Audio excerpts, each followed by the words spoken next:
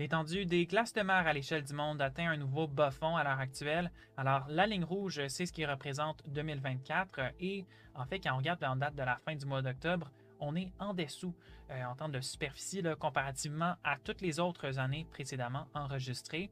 En termes de la température de l'eau au niveau des océans, en fait, on n'est pas record, mais on n'est pas loin. Alors, c'est légèrement moins chaud que ce qu'on a observé en 2023, mais c'est quand même nettement plus chaud que toutes les autres années. Et en fait, même son de cloche là, quand on regarde au niveau de la température de l'air. Et quand on regarde, là, en fait, depuis 2023, en fait, là, vers avril, mai, on a commencé à voir la température de l'eau, puis ensuite la température de l'air monter en flèche, atteindre des niveaux jamais vus.